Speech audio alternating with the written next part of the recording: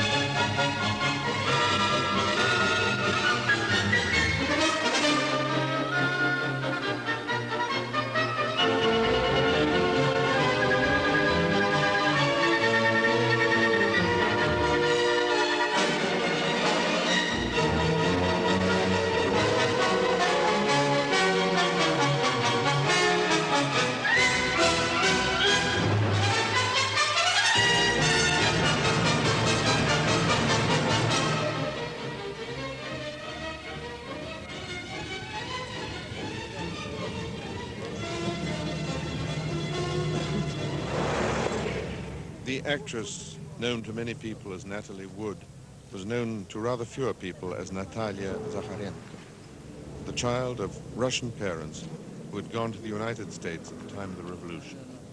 As a child, Russian was her second language. Peter Ustinov, actor, writer, director, set and costume designer, entertainer. Part French, part Ethiopian, and part Russian. His father was born in Jaffa, and his mother in Leningrad, where many of his relatives still live.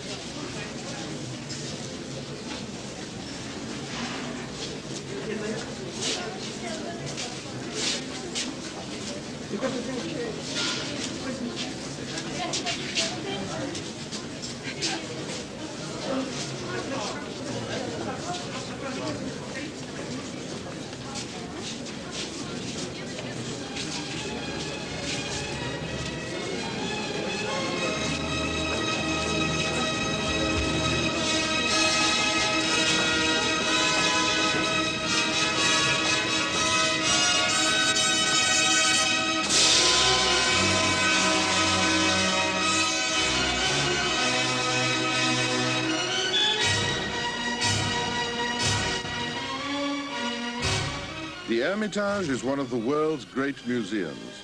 It is open every day except for Mondays and May Days.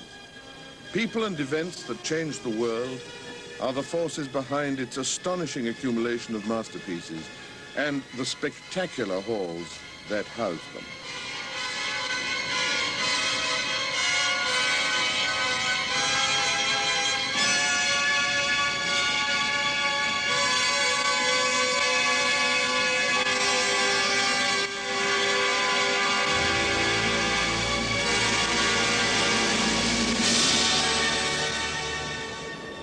There are over 350 rooms in the Hermitage, displaying more than 2 million objects. There are over 8,000 pictures, only 2,000 of which are on view at any one time.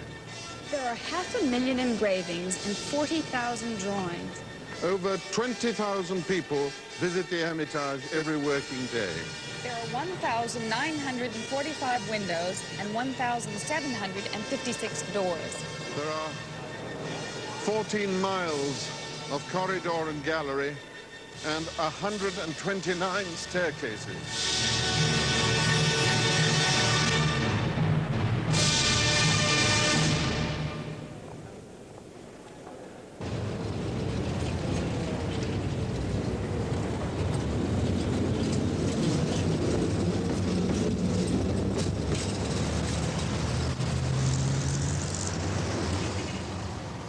Leningrad was originally called St. Petersburgh, after Peter the Great. He founded the city in 1709, in the middle of a swamp, at the point where Lake Ladoga drains into the Baltic Sea. Water is the key to Leningrad, and the reason why the city was built at all. Peter picked the riverside as a good spot to deal with the threat of invaders from Sweden. The first permanent building was a massive fortress, the fortress of Peter and Paul. Facing it, across the river, rose a building that became the welcoming smile on the face of Russia. Commissioned by Peter's successor and daughter, the Empress Elizabeth, as her winter palace. Built by an Italian architect, Bartolomeo Rastrelli, in the mid-18th century, its extravagantly Baroque facade stretches 150 yards along the river frontage. Beside it and behind it, a whole cluster of additions and extensions to the original palace sprouted. Catherine the Great in 1764 added to the main building a classically simple building of French design that was intended as a sanctuary, a bolt hole from the grand formality of the court. It was called the Hermitage. Tsar Nicholas I added, as an afterthought, the new Hermitage in the 1840s. All the czars and empresses who lived here, and later all the curators who worked here, helped to fill it to overflowing with all the riches of the West and East, gathered up in great boatloads and carriage loads during less than 2 centuries, all displayed in the buildings that go under the collective name of the Hermitage.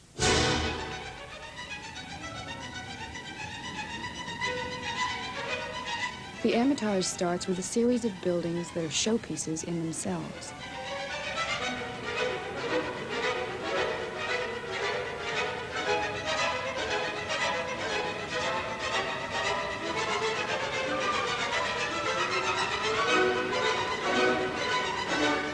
They are recognized as such, and having been rebuilt after a disastrous fire, having been the flashpoint for a revolution, and having survived a siege, they are now continually repaired and restored for posterity.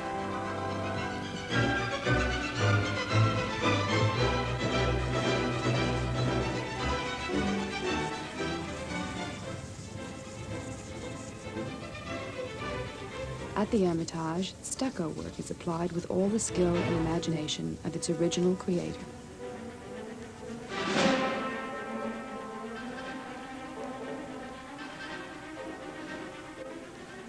And the gold leaf that shines uncorrupted like new everywhere may well be new.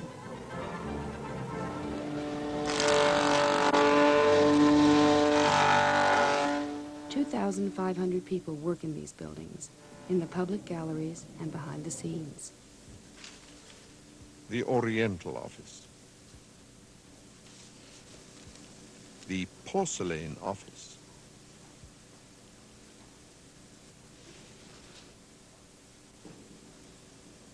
The Rare Books and Manuscripts Office. The Prehistory Office. The Office of the Deputy Director of the Hermitage, Dr. Suslov, where the weekly purchase committee meets.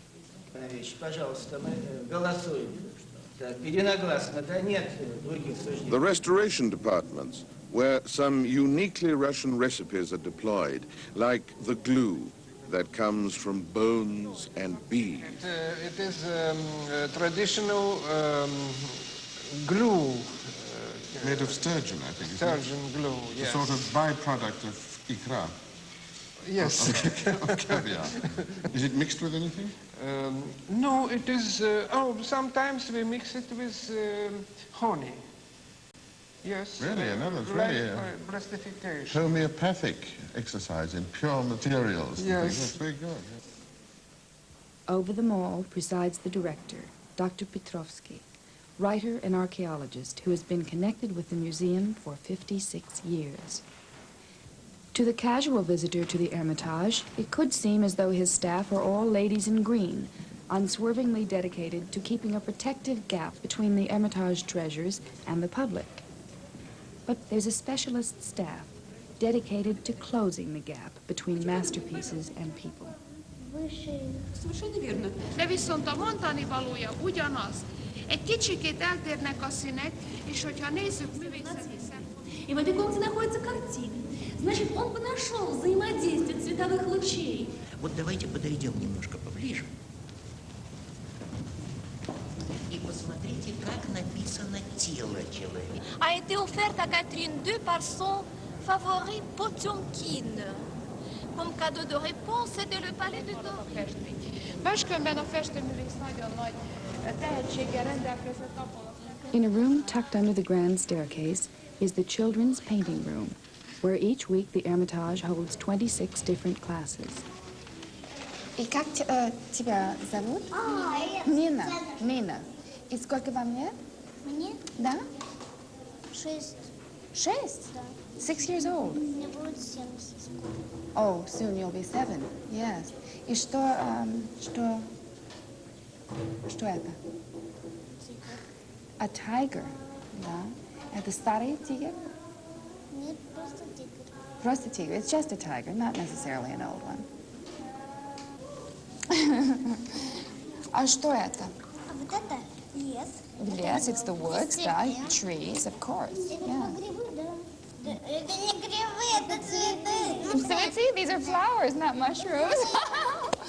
Я стою кверху ногами. А вот и сам Петр Первый. Oh, and here we have Peter the First himself. Nina Hudoshina, who runs the department, showed me paintings made by some of her older children. Ну, а здесь изображена Дворцовая площадь в момент штурма Зимнего дворца. Oh, yes, this is the moment that the palace was stormed, the Hermitage. И те... Okay. Садись, дружок, на место пока. Ну, и это тоже бал в Эрмитаже. Oh, and this is a ball in the Hermitage. Так, сядь на место. Что, да? Это красиво. Так, ну вот это малый тронный Петровский зал называют у нас. Oh, the small throne in the Это твоя работа? Это твоя? Может быть, хорошо? 200 years on, these great-great-grandchildren of the revolution, which ended the Russian monarchy, are still fired in their imaginations by the extravagance and glamour of the court of Catherine the Great.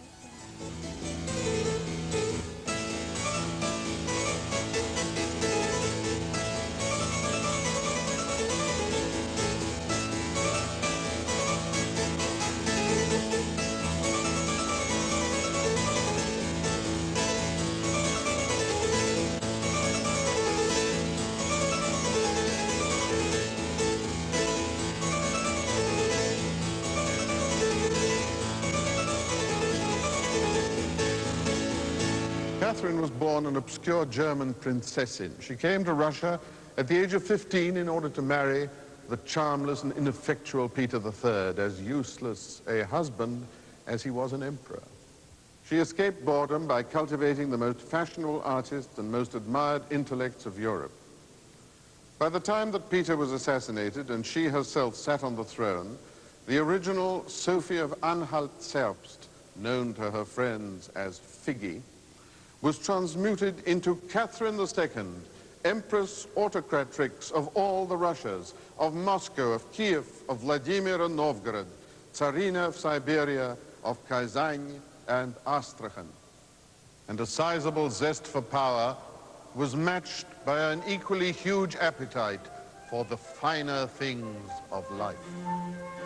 Her congregations of diplomats, artists, and intellectuals took place in the pavilion room at the center of the Hermitage. Over the door, Catherine posted her 10 commandments for guests, beginning with the exhortation, leave your rank outside, the way you leave your hat, and especially your sword. Painters and philosophers, jewelers and dramatists, archdukes and architects streamed into what had been only a century before a marsh in a region known to the civilized world as only a bleak and barbarous wasteland. The spirit of this place began not in the splendor and lavish display of the Winter Palace and official court life, but here in the small Hermitage which Catherine had built behind the Winter Palace. Its intimate rooms overlook a hanging garden, and the place was intended to be exactly what the name says, a sanctuary. It was in this building that Catherine lodged her favorite people and her favorite paintings.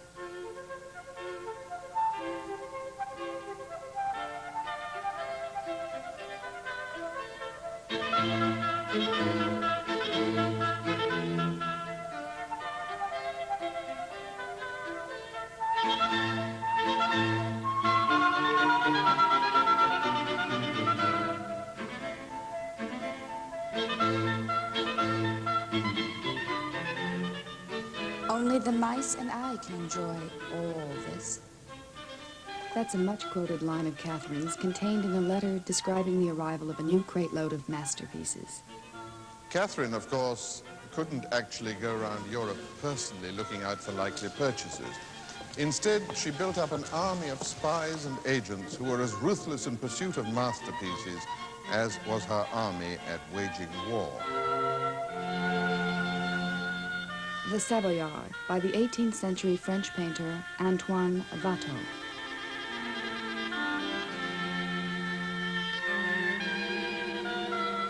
This Watteau, for example, would now raise a fortune if it came up for auction.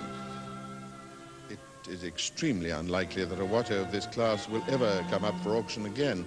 But to Catherine, this gem was just 1/400th of a crate load. That also included Giorgione's Judith, along with 2 Raphaels, more than a dozen Rubens, 7 Van Dycks, and 8 Rembrandts that included this great erotic masterpiece, Danae.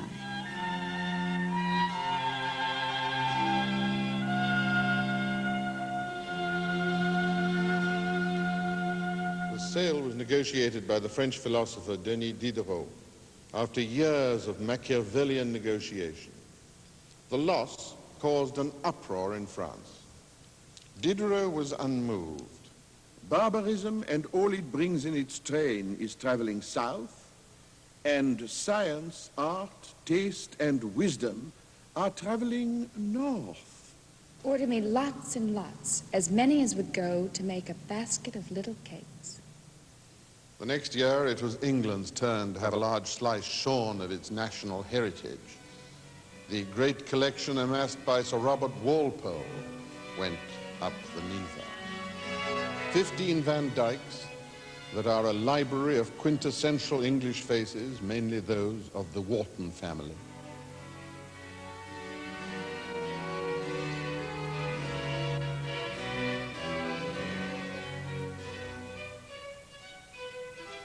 Ever more Rubens, and ever more Rembrandt, including this one, Abraham's Sacrifice of Isaac.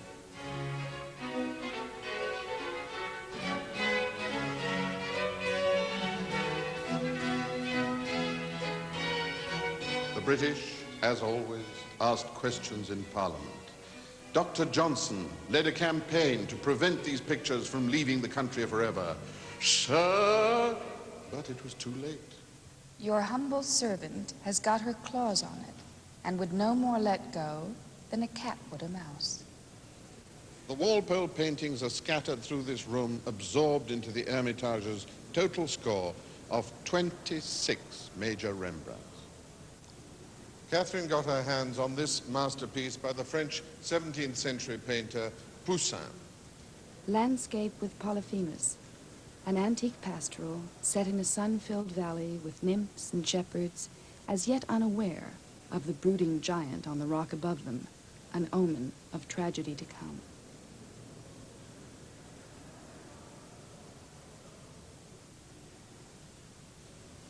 It now hangs just across the way from Poussin's Moses Striking the Rock, once part of the Walpole collection.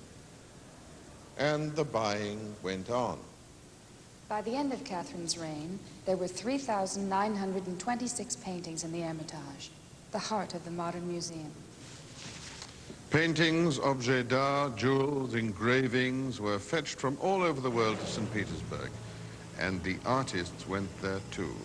Writers, musicians, and portraitists, drawn by the wealth of the Russian court, hurried north.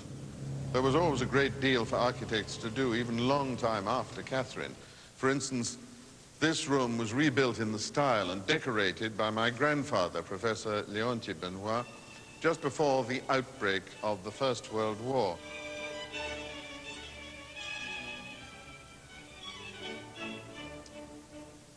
It is, in fact, the foyer of the Hermitage Theatre through those doors, built for Catherine by the Italian architect Quarenghi. Composers came, mainly from Italy.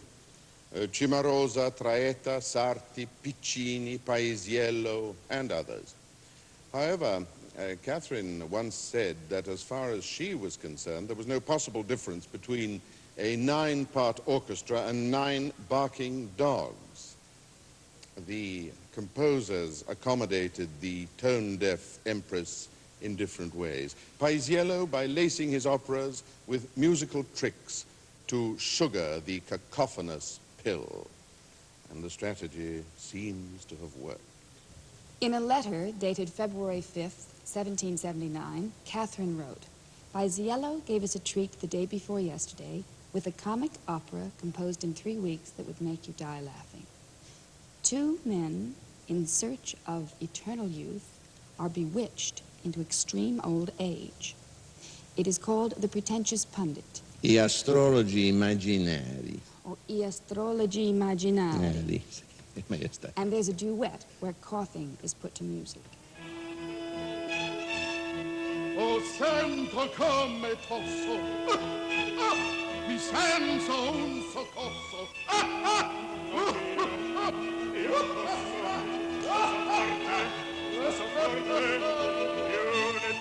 Un'epidemia, questa malattia,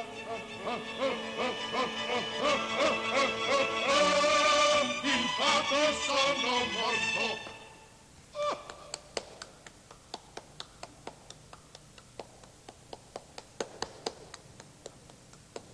In that duet from Paesiello's The Pretentious Pundit, the part of one old man was played by Peter Ustinov, and that of the other old man by his son, Igor Ustinov. Where are we going now? The peacock clock.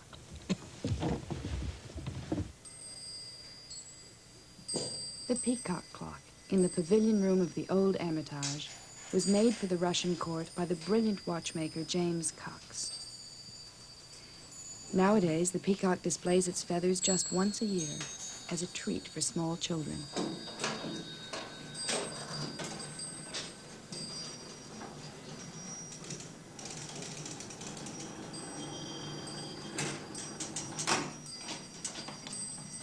The only man who knows how to make it work has to be brought out of retirement for the occasion.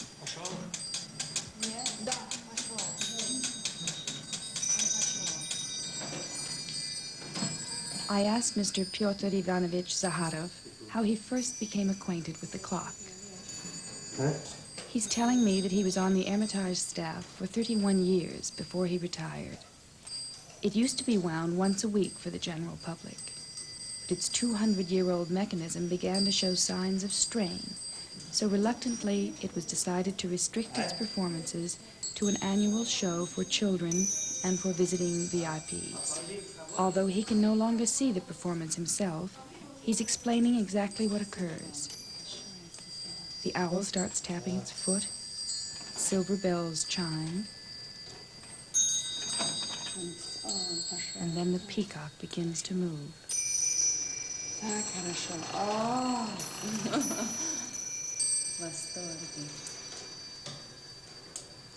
And after him, the rooster crows.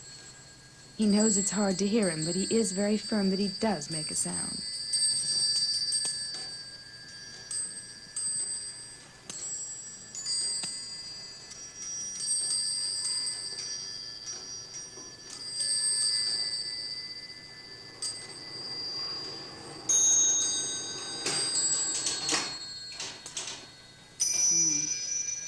Спасибо.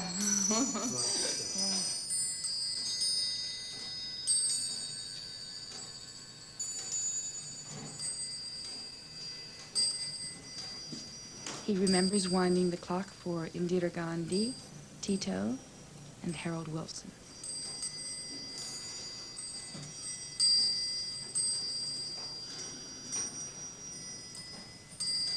The peacock clock is strictly for display, but the Hermitage has a large collection of less frivolous timepieces, noted either for their chimes, their mechanisms, their faces, or their cases.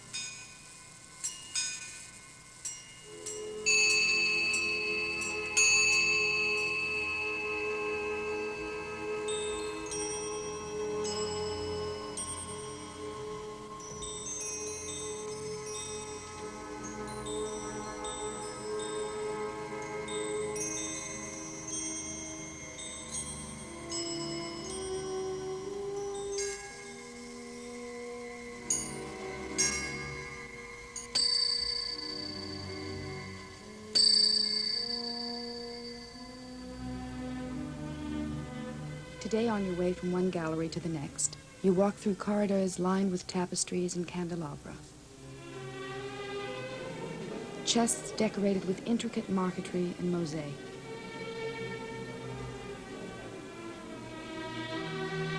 Marble tables, vases and urns of jasper, malachite, and porcelain.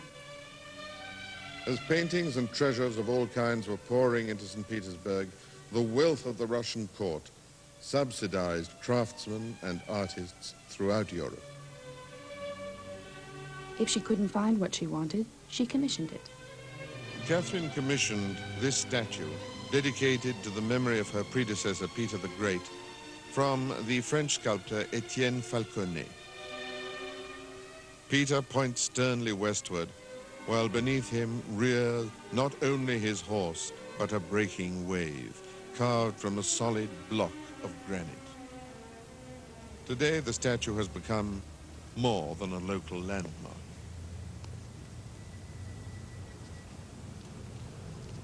Sir Joshua Reynolds, the English portrait painter, was offered his choice of subject. With suave diplomacy, he offered this picture. The infant Hercules strangling the serpent, the youthful Russia stamping evil out of the world.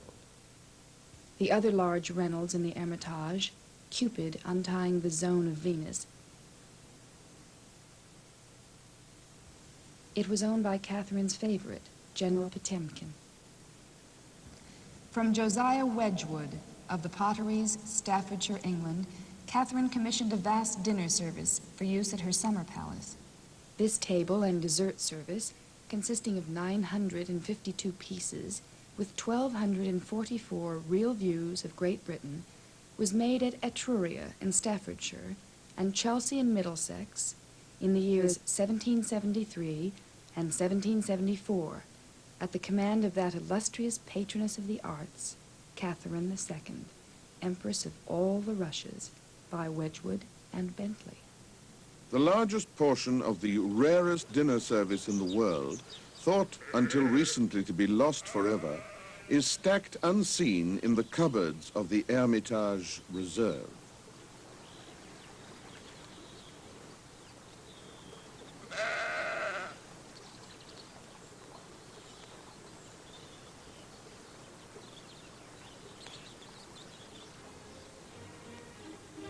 We set out on our sauce boat, soup tureen, and gravy spoon tour of 1774 England. And Mr. Wedgwood's own house at Etruria, Staffordshire, features on one of the larger items of the collection. View of Charlesborough, Dorsetshire. The upper part of Dovedale. View in Lord Le Despencer's Gardens in West Wickham. Good. In the Royal Gardens at Kew. What a beautiful vase. Vase. A vase. It's an English vase, Natalie. Thanks, Peter. And this is a view of Moor Park, Surrey. Yes, and this is Lord Paget's mansion at Beaudesert, Staffordshire. 5 on the clock.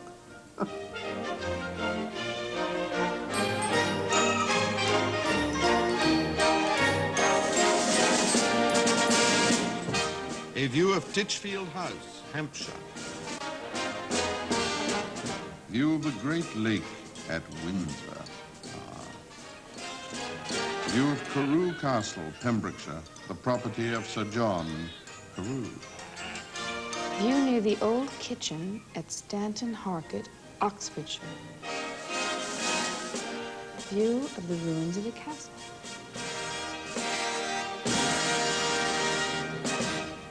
View of a temple in Kew Garden.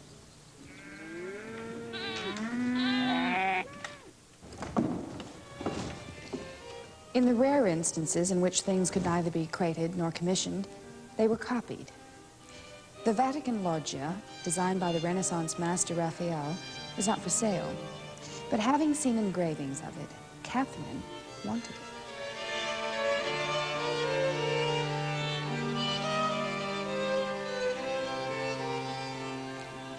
She saw it recreated as a long walkway overlooking the Winter Canal, an ideal setting for her brisk early morning constitutionals.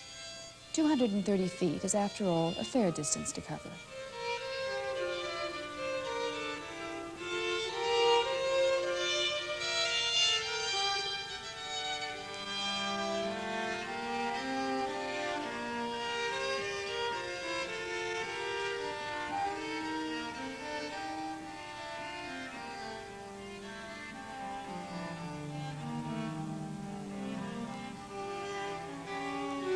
As a small army of craftsmen labored on the reproductions in Rome, faithfully duplicating Raphael's scenes from the Bible onto hundreds of carefully numbered sheets of canvas, a mock-up for the actual structure of the loggias was gradually taking shape in St. Petersburg.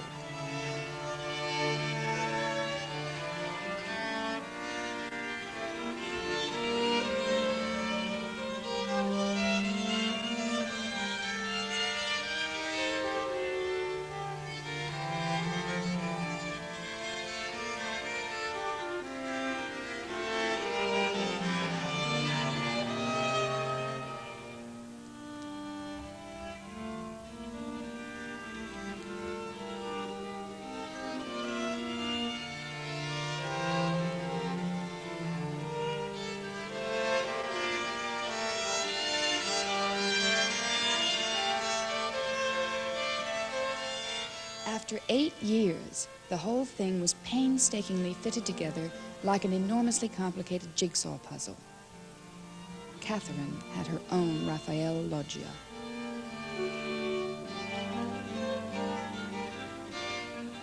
Just one detail was changed.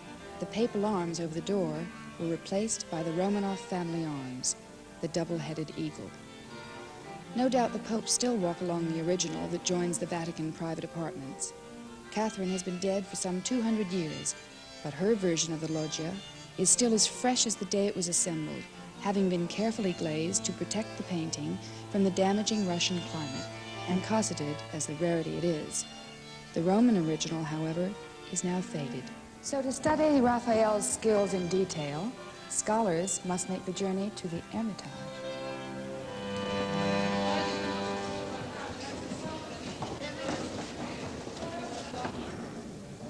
How did you get on?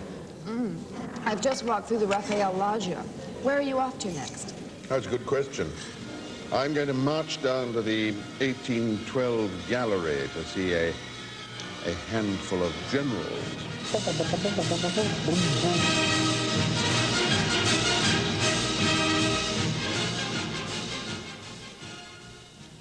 Alexander I thwarted Napoleon's design on Russia in 1812. And in this he was aided, of course, by the Russian winter, by thousands of men, women, and children, and by literally hundreds of generals.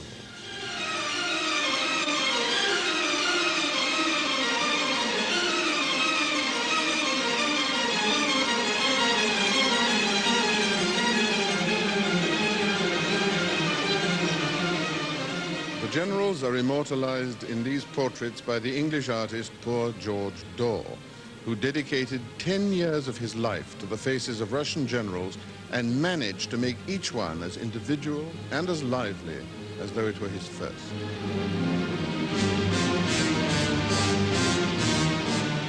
Among them, there is a graceful gesture towards the Allies. Here is Wellington. And here is General Tormazov, who was a very famous cavalry general of the period. Denis Davidov, who is in many ways the inventor of the partisan movement, appearing behind the French lines the whole time with the raiding parties. 336, 37, 38, 39, 40, 341. Possibly poor George Daw wasn't so poor at all. Lady Londonderry, an astute visitor to the Hermitage in 1836, went straight to the heart of the matter. We were told that Daw made 1 million rubles here. Even these bust portraits were 1,000 each, and most of them were painted twice. One for the gallery and one to take home.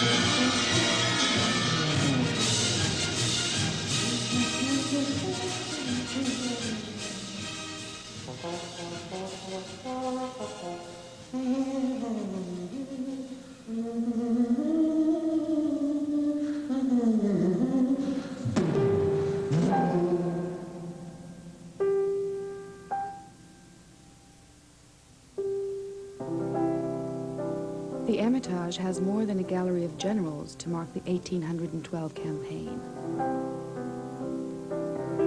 The museum itself scored a victory over the Louvre when Tsar Alexander brought from France a set of landscapes by the French artist Claude Lorrain, originally a gift from Napoleon to Josephine. This is morning, noon, evening, and night.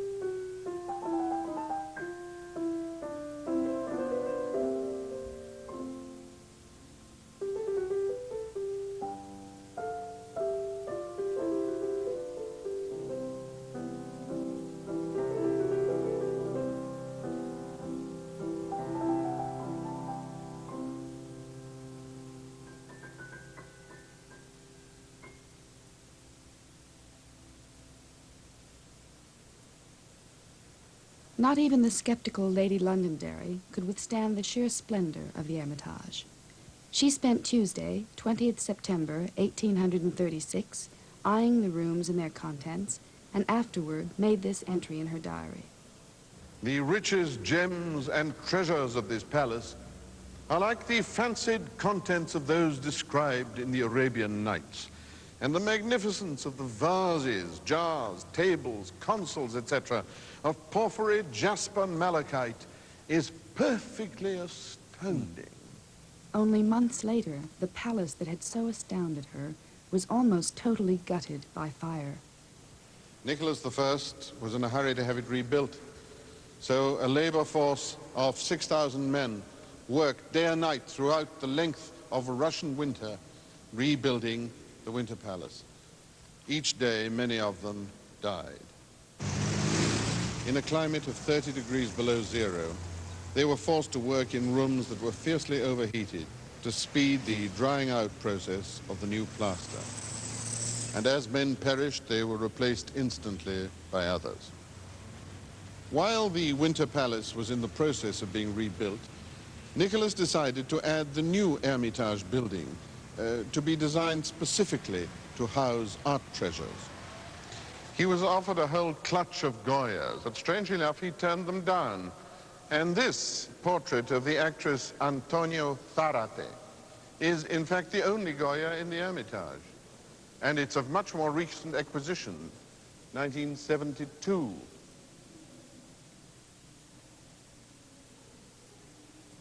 Given by Armand Hammer, the United States of America, the famous millionaire. Nicholas did approve, however, the purchase of 5 great Titians, including this tragic penitent Magdalene,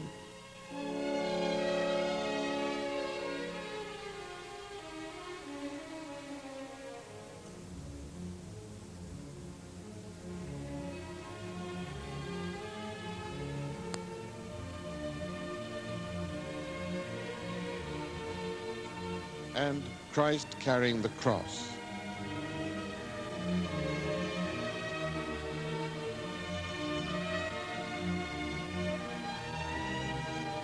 And a Saint Sebastian that is so free and unrestrained in its treatment that it languished in the vaults of the Hermitage, dismissed as unfinished.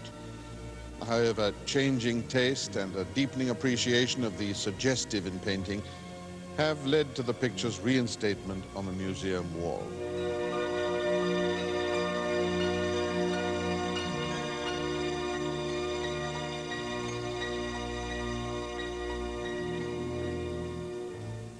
Nicholas gave a ball to celebrate the rebuilding. One guest at that ball, the Marquis de Custine, has left us this memory of the evening.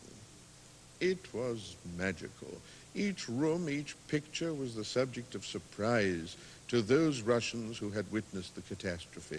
The style of the ornaments recalled, although made yesterday, the age when the palace was founded. What I saw seemed already antique.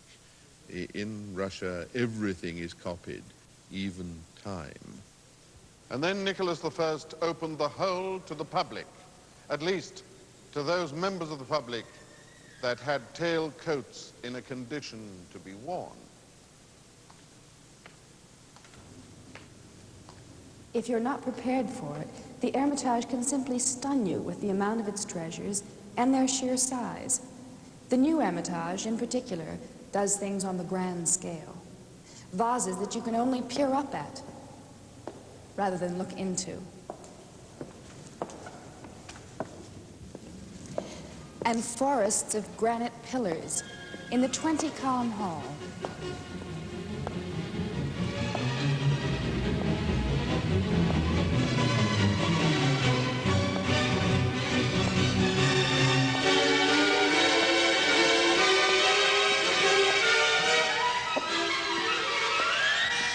This is one of the largest Rubens collections in the world, and the dimensions of the figures, together with the quality of the brushwork, are as exuberant and as expansive as the goings-on they depict. Oh dear, here we go again.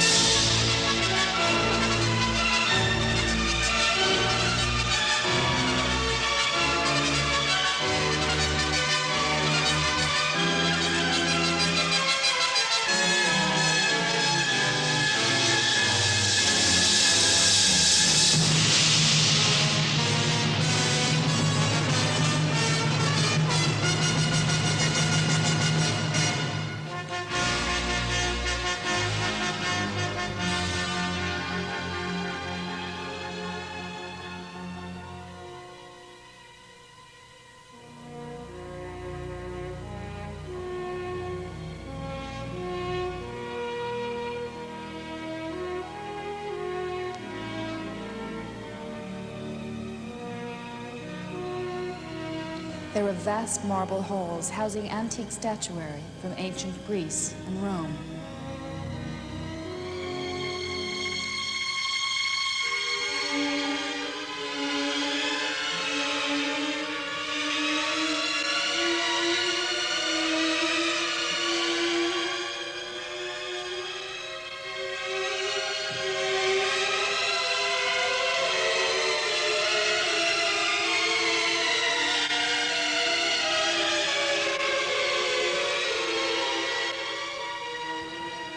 One of these halls is covered by an ornate ceiling.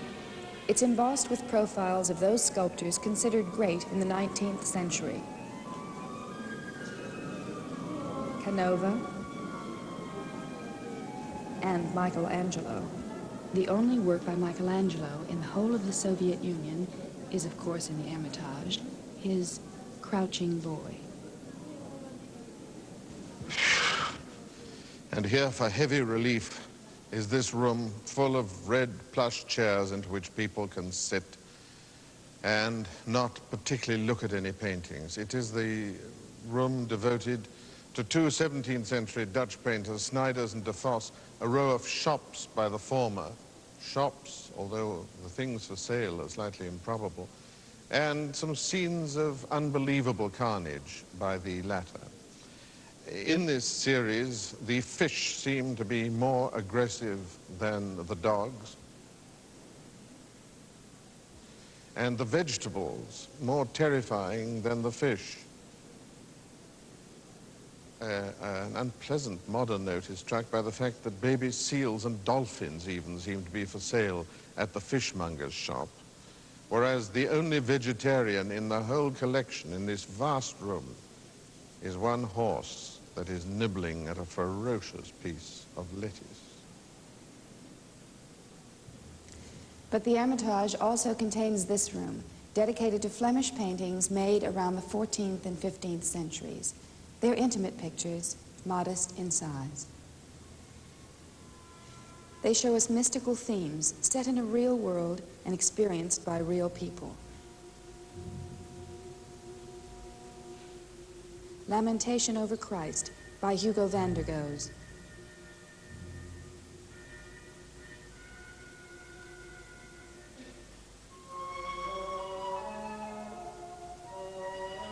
A virgin and child in front of the fire in a room where a jug stands on a tray, a towel hangs on the wall, and the open window allows us a glimpse of the other side of the street. It's so convincing a vision of everyday life that it is thought likely that the models were the artist's family, sitting in their own home. It's a picture of intense clarity.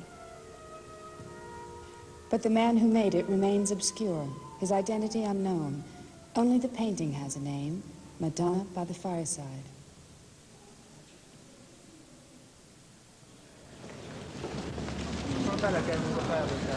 Somewhere in that crowd, there's another Madonna, often considered to be the most famous picture in the Hermitage, a counter to the Louvre's Mona Lisa. It was brought to the collection not by a Tsar, but by a curator of the museum called Guignonov, who paid the Duke of Lita 100,000 francs in Milan for a job lot which included 3 other paintings as well as this one, Leonardo's Lita Madonna.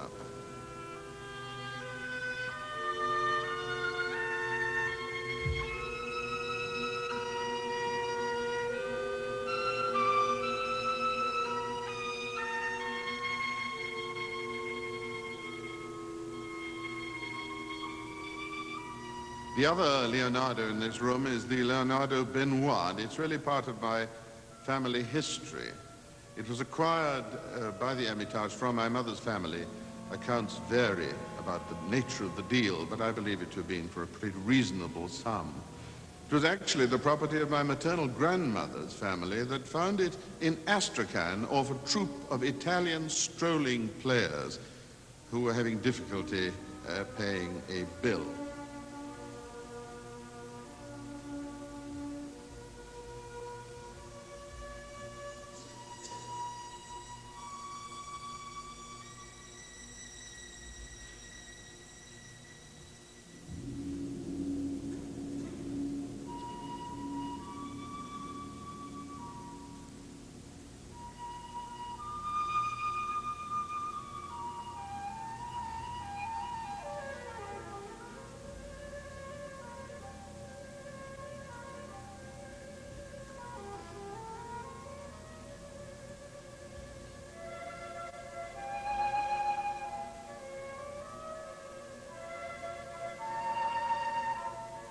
When I was a baby, a colored reproduction of this hung over my bed, and I was really looking forward to see the old heirloom.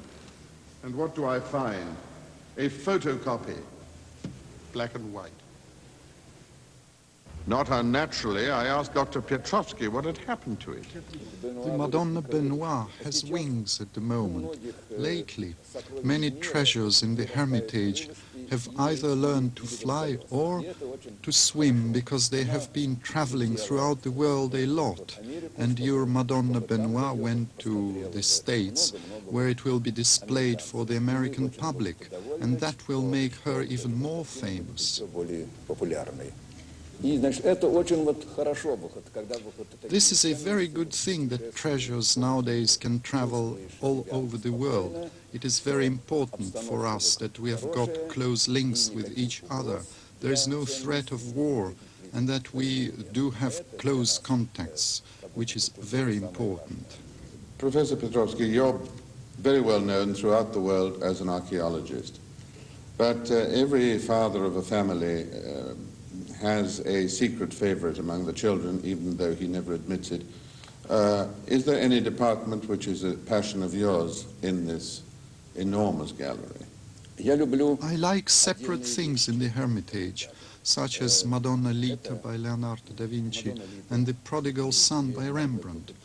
To me, Rembrandt is like the music of Tchaikovsky. It makes me feel better when I'm down, when I'm in the blues. But in general, I have many friends among the exhibits, and with years I have got more and more of them.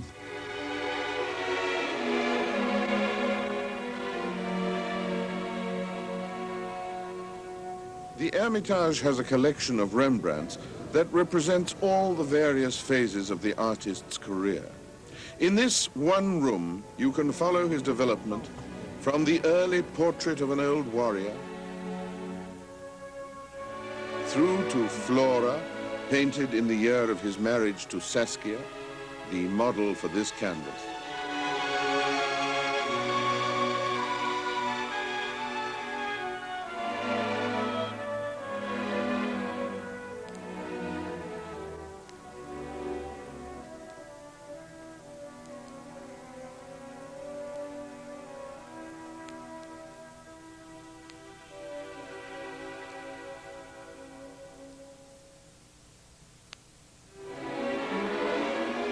The magnificently sensual Danae was begun shortly afterwards, one of the few nudes in Rembrandt's work.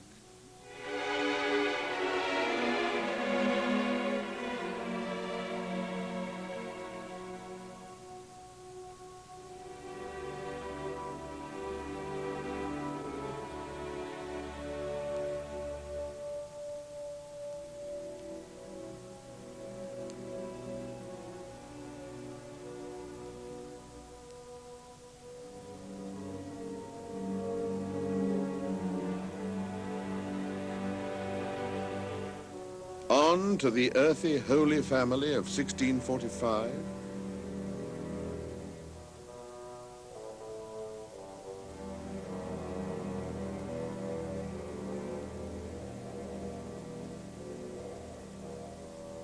And some of the great works painted in the last 20 years of his life.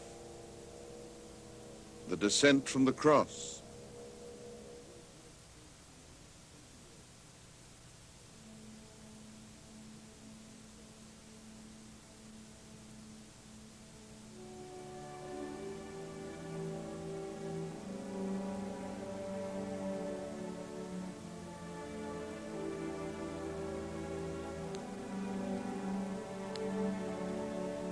portrait of an old man in red,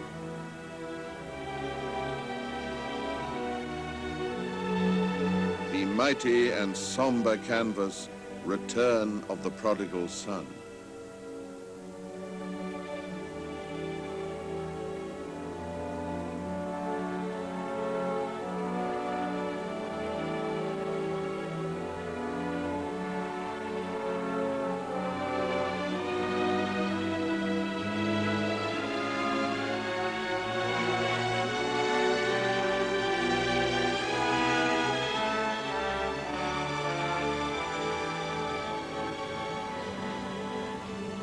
And in the center of this room is the first great painting from the West to enter Russia. David's farewell to Jonathan, grieving figures painted in the year of his wife's death in 1642. It was brought from Amsterdam to Leningrad by Peter the Great, who relished not only the treasures of the West, but those to be found in his own country too.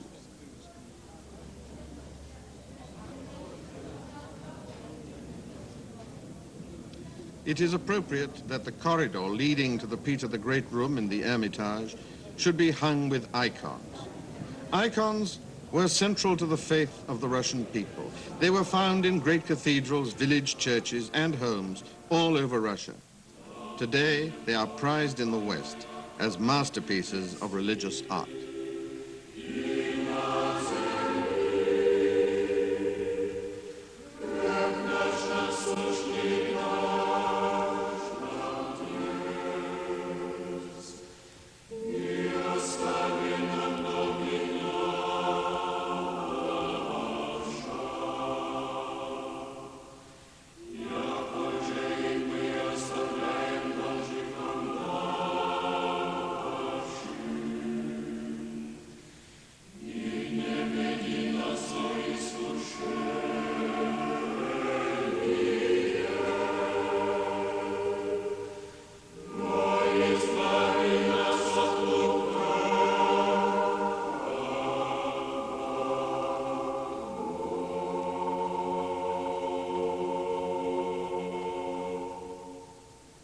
Peter the Great, founder of St. Petersburg, sculpted in wax by Rastrelli, son of the Italian architect of the Winter Palace. You can trace the contemporary Russian concern for digging up their own past back to Peter. He proclaimed early in his reign that anything of interest that was discovered by chance in Russian soil should be taken to a central storehouse in his capital and preserved.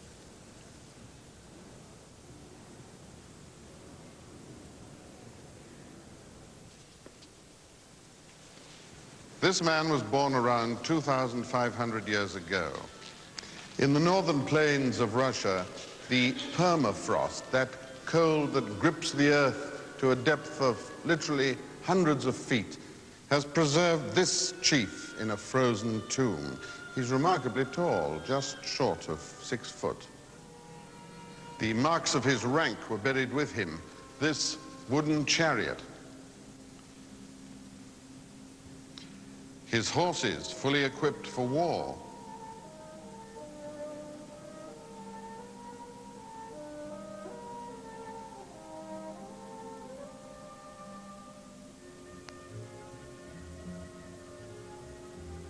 And this headdress worn by his concubine, buried with him.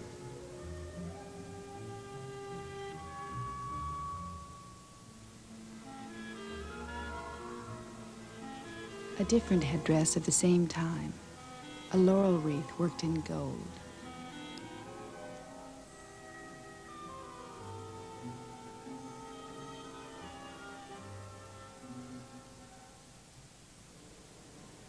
The gold in the Hermitage treasury was not bought for any Western palace, but was dug out of Russian earth.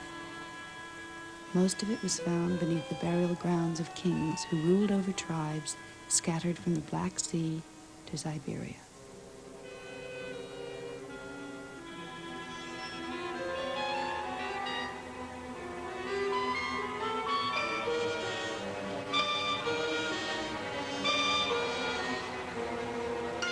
Grave treasure from the 4th century before Christ, from tribes of the Crimean area of Russia.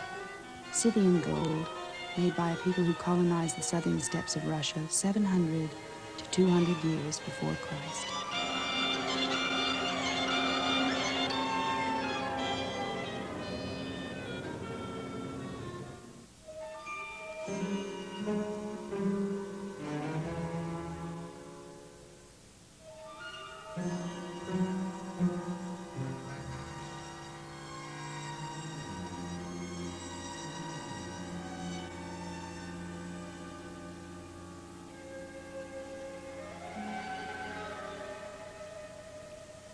The stylized and robust animal images of this stag, made 600 years before Christ, are true Scythian masterpieces. A golden comb discovered in a Scythian burial mound of the 4th century before Christ. It describes in minute detail a battle between Scythian warriors.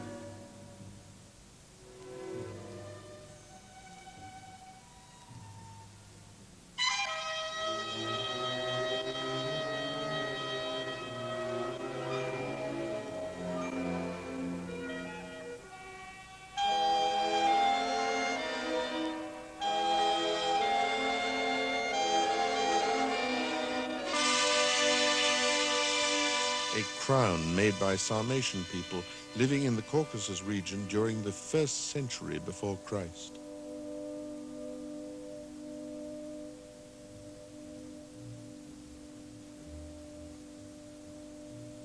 An earring made in a Greek colony of the Crimea region of Russia, and so intricate in its workmanship that a magnifying glass is needed to reveal its perfection.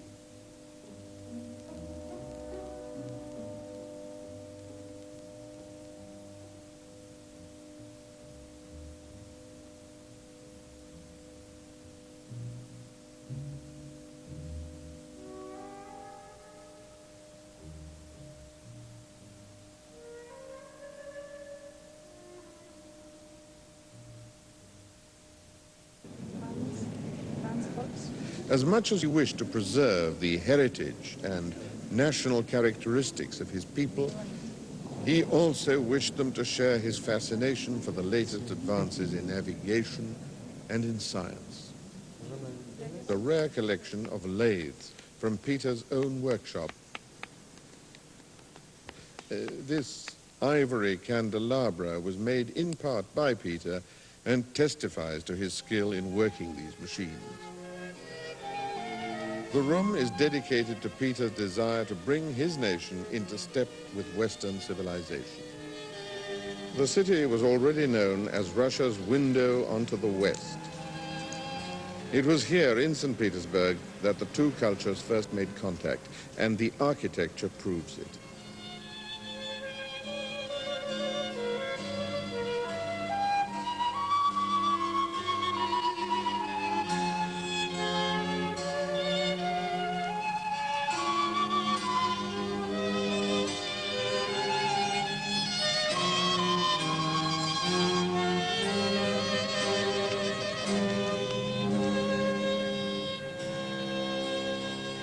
Peter dominates the Russian galleries of the Hermitage, but the machines and the art that sprang from the East-West contacts he encouraged are balanced by a section devoted to art that is evidently local in character and that has not been compromised by outside influences.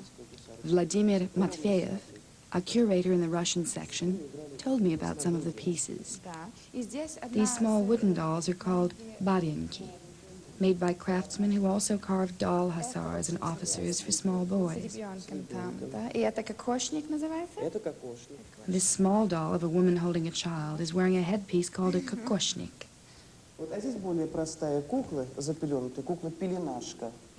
A simple doll called pelinashka, meaning swaddling clothes and made of papier-mâché.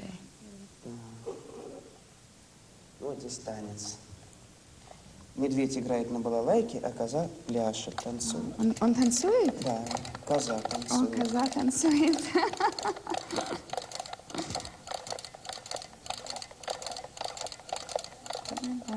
Потанцевали, да? Потанцевали. Так, ну, здесь более простая, но интересная, связанная с многими русскими сказками. Видите, на петухе. This boy riding on a pink chicken is a figure from a traditional Russian fairy tale. Название не помню, да, сейчас, но часто встречается такой персонаж. Так, ну что вот здесь еще? Такие салонки. Соль ценилась очень дорого. И держали ее в закрывающихся салонках. The duck was used as a salt holder. In those days, salt was precious and was kept in closed containers. Volodya is demonstrating how to take a pinch of salt from the box.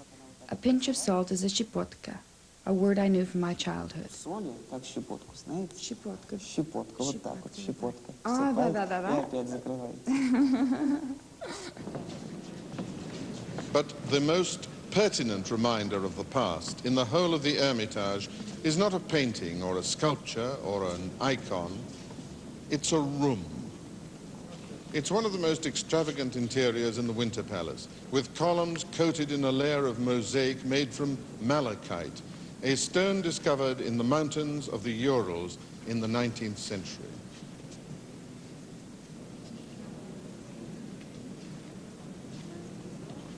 The Malachite Room was the setting for the head-on collision between the Imperial Russian past and the Soviet present.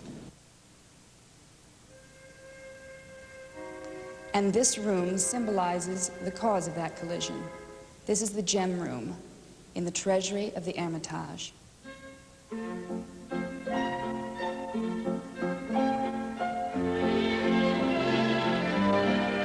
It is filled with fabulous jewels that were once the treasure trove of the Tsars.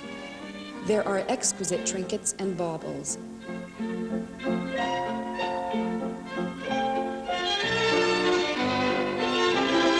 There are also everyday objects, like watches and walking sticks, that have been turned into excuses for lavish demonstrations of the jeweler's craft, and as flamboyant displays of their owner's wealth.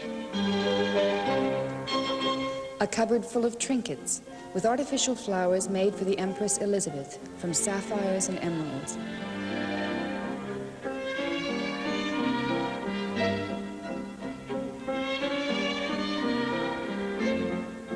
And for the Empress Catherine, a simple spray of pearls and diamonds. A case of imperial watches made in London, Paris, and this one in St. Petersburg. It's made with diamonds overlaid on black silk. The crown jewels, reduced to 1/10 of their actual size by the celebrated jeweler to the Russian court, Fabergé. He made these diamond miniatures only 17 years before the end of the imperial dynasty.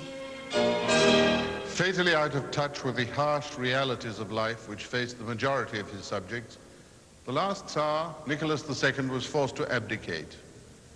And the Romanov, or rather Romanov dynasty, came to an end after 340 years of imperial rule.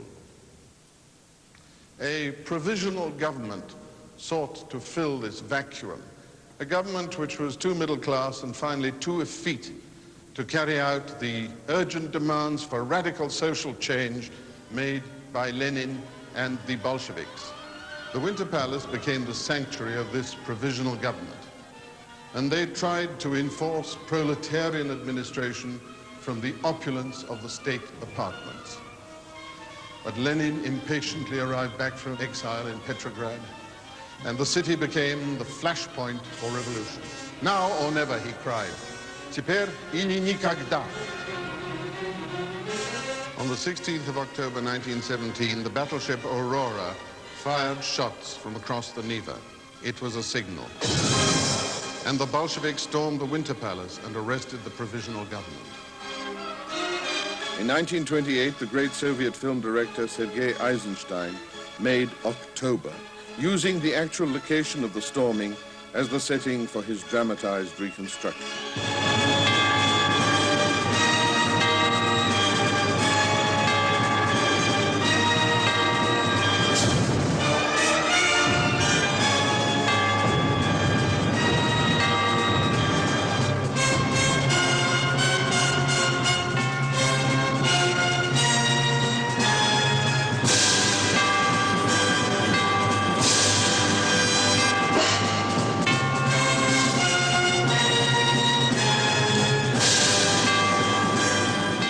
Eisenstein's film had fixed the moment as being full of thunderous drama. His film is true to the spirit of these events. The visual facts would have been less immediately inspiring.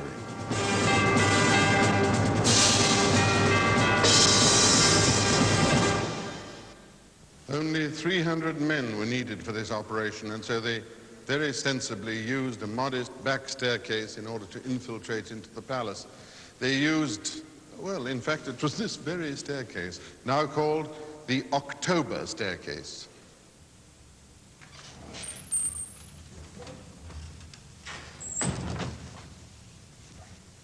Early on the morning of October the 26th, the Bolshevik commander entered this room where the cabinet of the provisional government had been in session all night.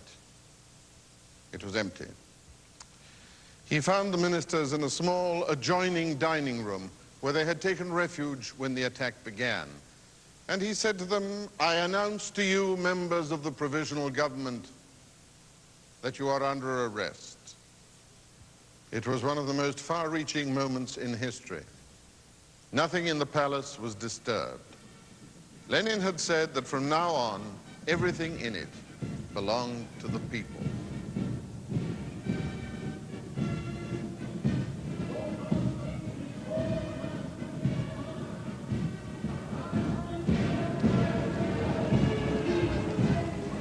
And Palace Square, overlooked by the Winter Palace, is now the focal point for Leningrad's May Day celebrations.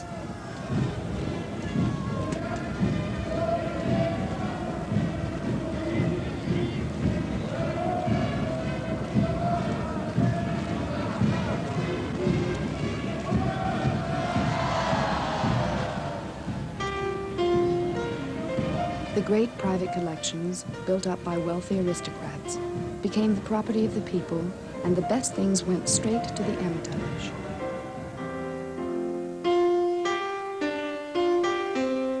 From the Stroganoff Palace came Watteau's La Boudeuse.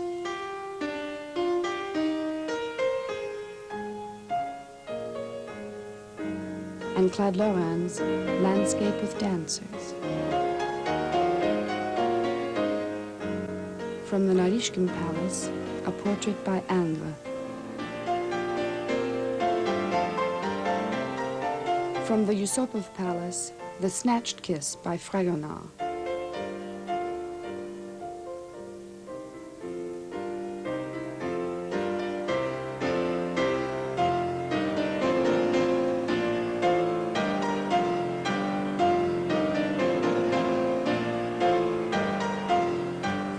Novov Palace, the only El Greco in the Hermitage, the apostles Peter and Paul.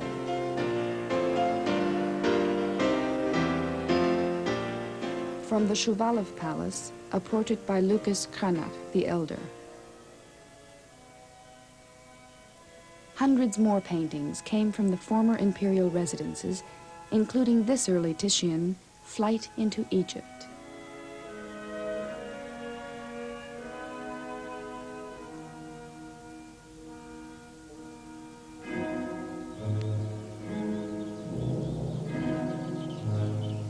And the buildings, too, changed overnight from royal palaces to public showplaces. Pushkin, 15 miles southwest of the city, built by the Empress Elizabeth, it was her favorite palace.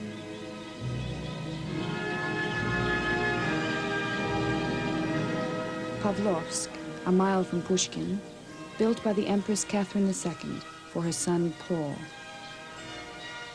On the coast, north of the city, is Petrodvorets, Peter the Great's attempt to out-Versailles Versailles.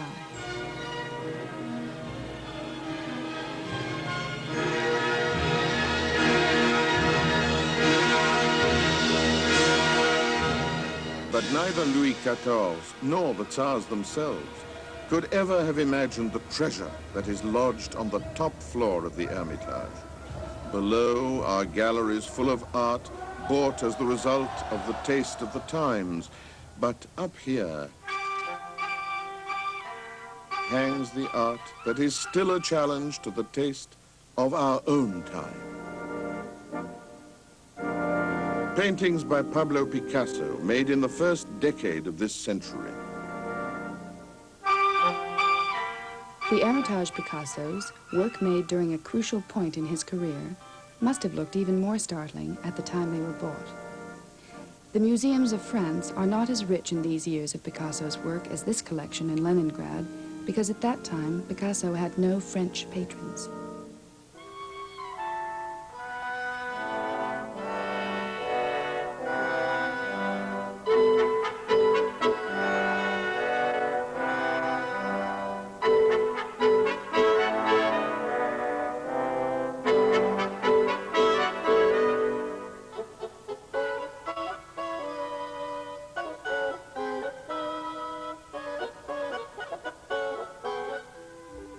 The enlightenment of a couple of Moscow businessmen is the seemingly paradoxical reason why some of the finest art of this century is on view in Leningrad.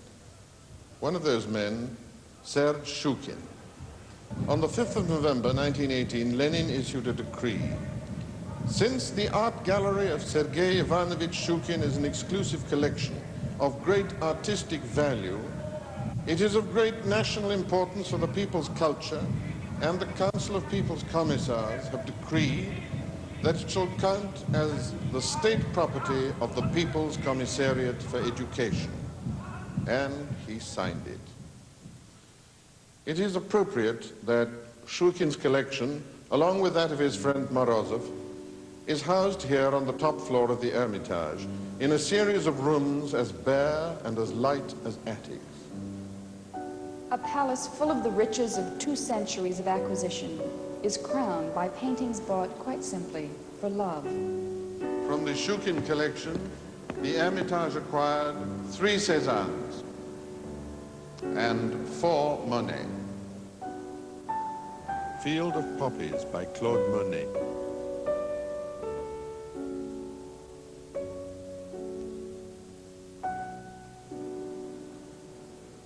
Woman in a Garden.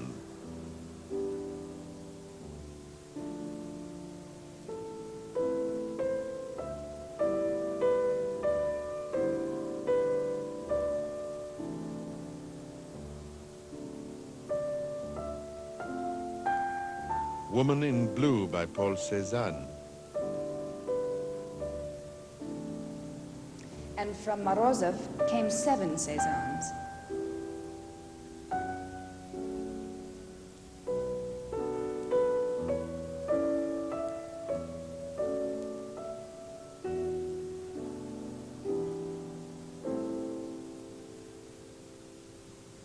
Banks of the Marne by Paul Cézanne. From Shukin, 6 Gauguin. And from Morozov came 8.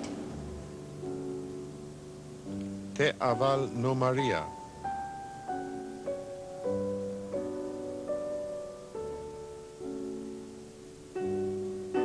The Spring of Delight.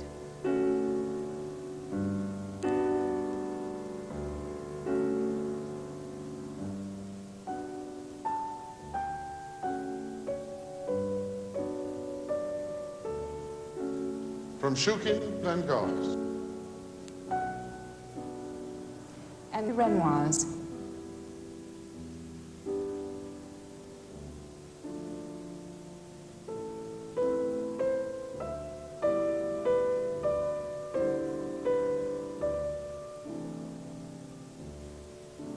From these collections came also paintings by Pierre Bonnard.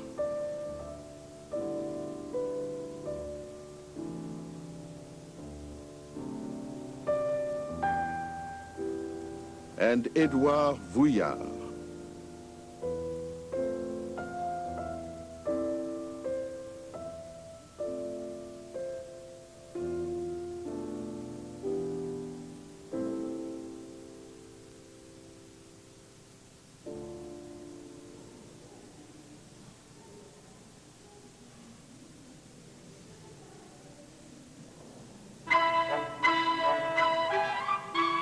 And from Shukin, 31 Picassos.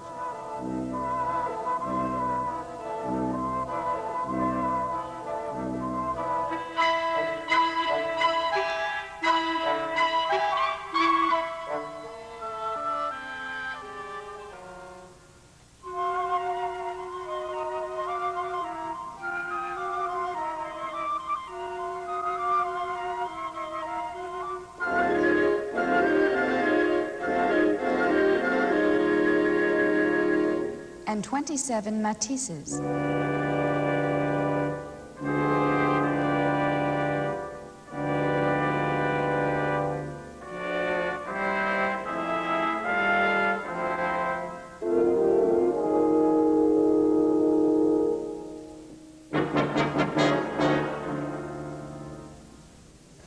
Like Catherine before him, Shukin not only bought paintings, but commissioned them as well. The great Matisse panels, Dance and Music, were to hang in his Moscow townhouse. At the time, 1910, they looked offensively raw, brutal to most eyes.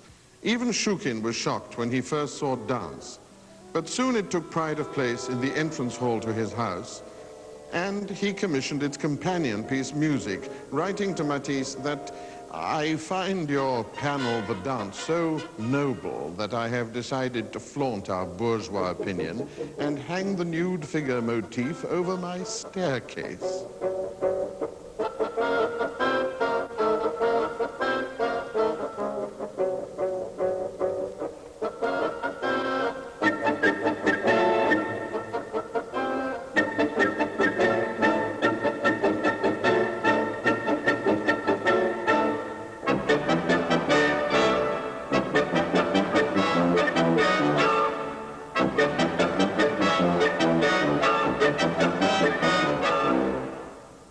his friends left a letter. Tomorrow we're invited to a concert, Beethoven, very interesting, at Shchukin's. Oh, yesterday the 2 Matisse panels arrived. Horrible. Ivan Sergeyevich is of the same opinion.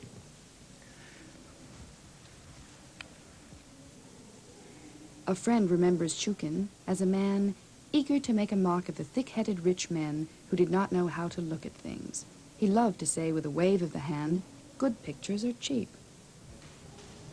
He was right, but not many have the sure taste, vision, and confidence that he was blessed with.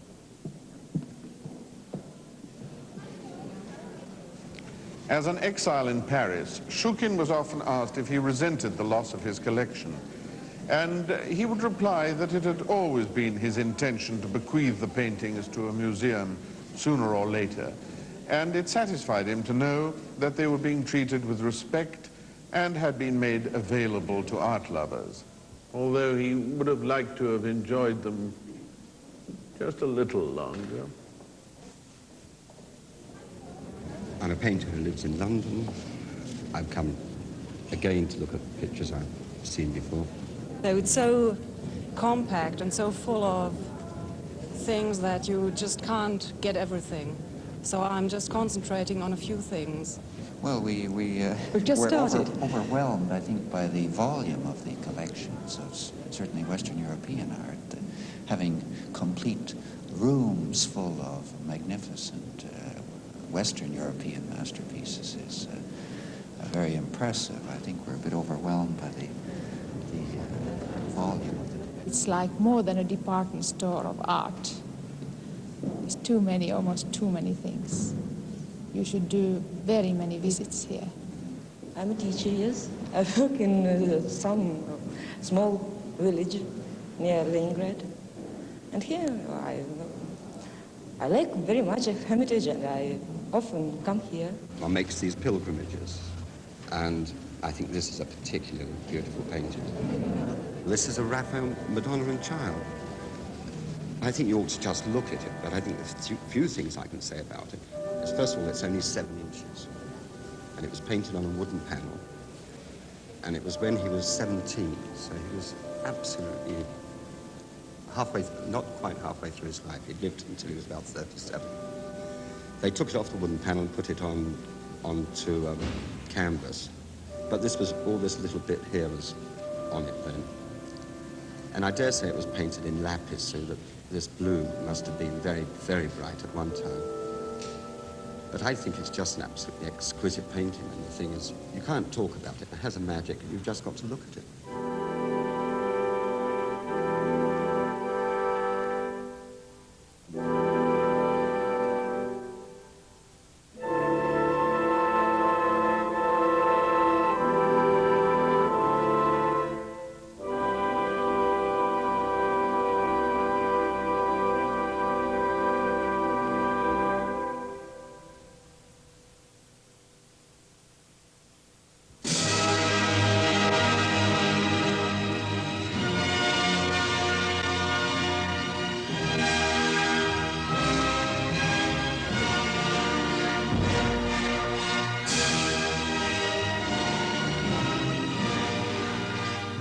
What is immediately noticeable to any visitor of the Hermitage is the fact that it is symbolic of a continuity of culture and, better still, of a desire for culture to be continuous.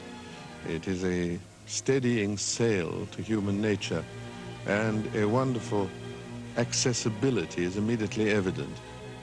A palace open to all.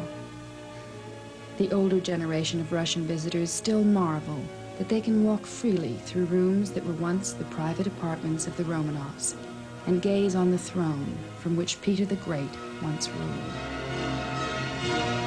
Magically, the final impression of the indescribable diversity of different schools of thought, different ideologies, different passions, different convictions, is one of humanity and harmony.